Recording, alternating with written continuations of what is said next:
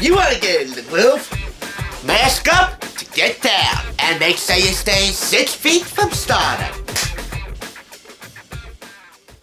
Today, on A Place of Our Own, how agriculture in America can be made not only more accessible, but way more fun, thanks to one former First Lady and her celebrity friends. It's all coming up next. What's up? I'm Pete Charles Sesko, and welcome to Thrift Store Rundown's Place of Our Own, a place designed for any millennial or baby boomer who wants to bring Hollywood home on a budget. As you know, every interaction you have with your favorite celeb or fellow fandom friend is a very important learning opportunity. So when it comes to educating yourself about the wonderful world of pop culture, we're all in this together. That's right, TSI is your first and coolest teacher. How does your garden grow? Hopefully with a little bit of star power and some presidential power, as evidenced by this Crown publication purchased for 50% off the price of $4.99. American Grown, the story of the White House kitchen garden and gardens across America by former First Lady Michelle Obama. And since many community gardens across the country might have closed or postponed their openings due to COVID-19 depending on what season they operate, I thought it'd be nice to take a virtual field trip to 2 New Jersey community gardens that continue to thrive no matter what the climate or any medical circumstances, a la COVID-19. It gives me great pleasure to hand this over to Michelle Obama, who will give you a brief synopsis of this book, and I'll be back with my review of American Grown, the story of the White House kitchen garden and gardens across America. With this book, your knowledge of all things American history and some things agriculture will be sure to blossom today on the Thrift Store Rundown's Place of Our Own.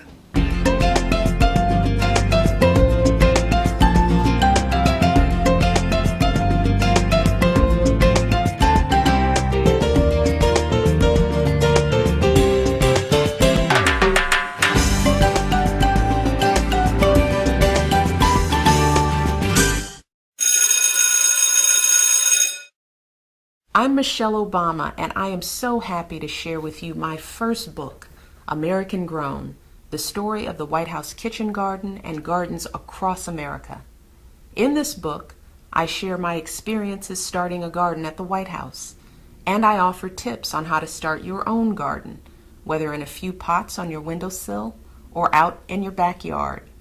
You'll also hear the stories of people in every corner of our country who are using gardens to feed their families and communities, to educate our children, and to build a healthier future for the next generation.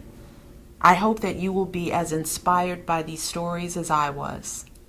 There are a few things I think that are cooler than getting green up in the red, white, and blue. And by the way, I consider it somewhat of a really strange honor to purchase a book from a former First Lady of the U.S. for 50% off its sticker price. I've never done that before in the history of TSR or in the history of my, faithfulness to secondhand shopping. So let's get right to it. And yes, this does tell the story of the White House kitchen garden as it progresses and develops season by season, with the generous contributions of volunteers both young and old, as well as White House staffers. But I want to focus on 2 community gardens right here in my home state. First off, the Weddington Community Garden in Weddington Township. People are constantly bringing their kids to help. I like seeing moms and dads walk down the rows with their children. It's a teaching sort of thing, as well as a food garden, says garden co-founder Dan Allen. Behind the scenes in the White House kitchen garden at harvest time, it's the highlights reel with a number of all-star contributors. We're talking about Nate Burkus, Alton Brown, Rachel Ray, and even Sam Bradford, an NFL quarterback and Heisman Trophy winner. Oh, and did we mention Top Chef head judge Tom Colicho? By the way, my kudos to Tom and the Padma Lakshmi on their Primetime Emmy nominations. Fresh from the garden. And by garden, I mean Television Academy. The next community garden I want to feature is the Camden City Garden Club in Camden, New Jersey. Our gardeners put a lot of heart and soul and sweat equity into their plots, says Mike Devlin, president of the Camden City Garden Club. That is all the way in South Jersey, I believe. Believe you me, if these gardens were closed up, or if they weren't too far away, I definitely would be paying a visit to them right now, shooting this on location. But alas, quarantine culture. Thanks a lot, COVID-19. This is the kitchen garden team responsible for maintaining all the fresh produce, as well as utilizing it to its fullest potential. Executive Chef Christina Comerford, Chef Sam Cash, and Executive Pastry Chef Bill Yolsis. Also, Superintendent of the White House grounds Dale Haiti, and National Park Service Supervisory Horticulturalist Jim Adams. Executive Chef Christina Comerford, plus Chef Sam Cash and Chef Bill Yolsis get to work utilizing the fresh produce in recipes that are featured towards the end of this book in Summer Garden Highlights, also winter, spring, and fall, but it is still summer, so technically I'm going to review these Summer Garden Highlights recipes. Tips from Executive Chef Chris Comerford, who originally immigrated from the Philippines to come to be a United States citizen. And boy are we the better for it. Corn, tomatoes and basil, celery beans, eggplant, blueberries, and squash are almost all highlighted in recipes such as green beans with almonds, which serves 6 to 8. Every recipe here comes with a note from one of the chefs. Summer chopped salad that has, I believe, the most fresh summer produce to it.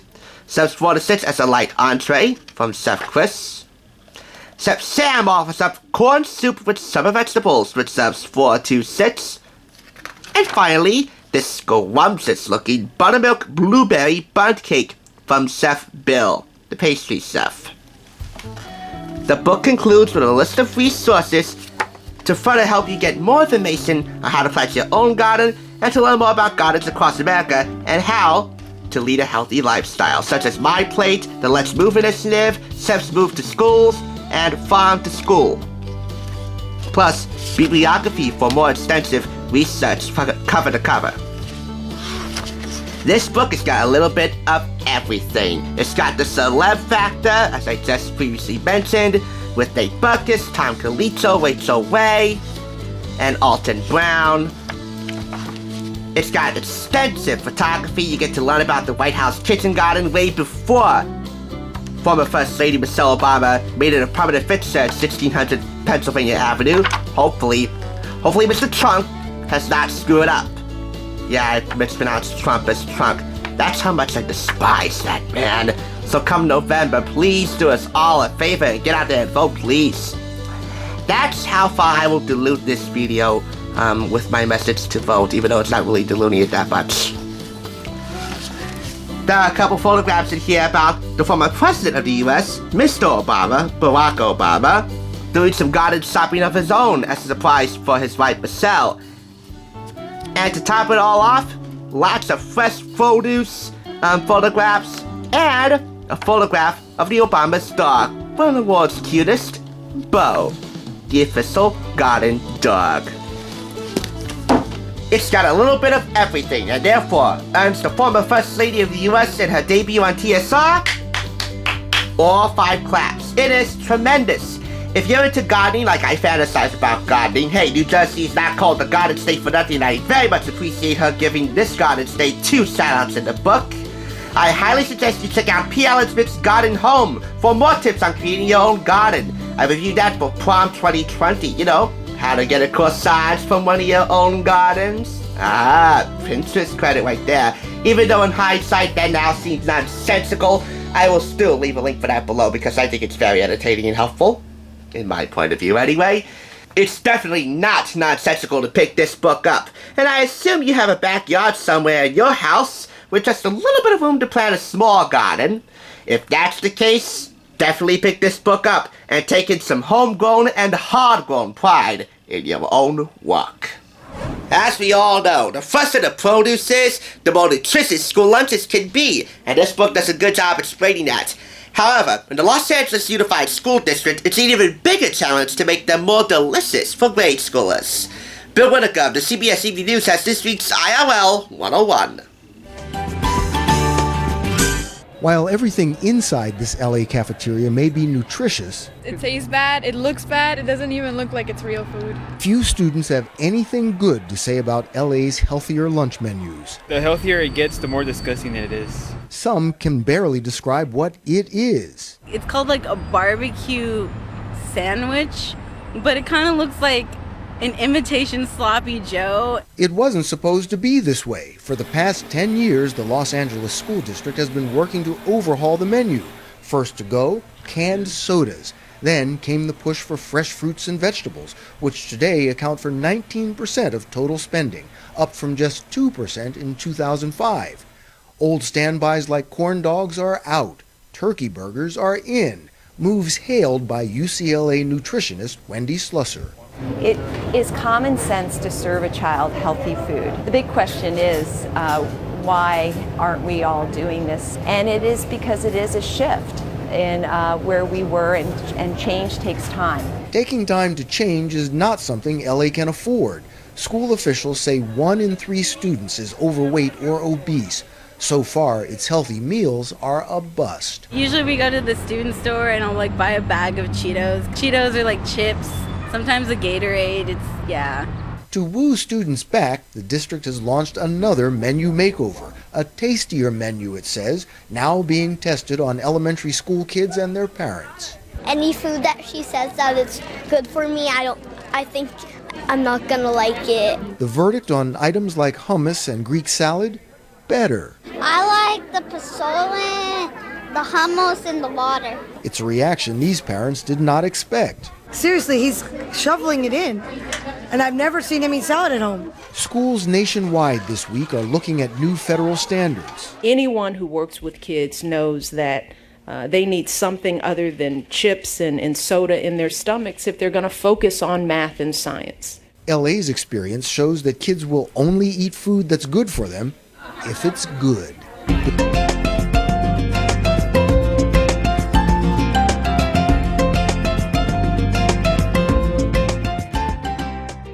Class is dismissed for the day, but if you missed any classes, get caught up by clicking the link in the description below, which will take you to the Too Cool for School playlist, which also includes videos from last year's series. Thanks for joining us, and make sure to subscribe for when it comes to bringing Hollywood home and to the classroom on a budget. TSR's your first and coolest teacher. We'll see you next time on the flip side on A Place of Our Own.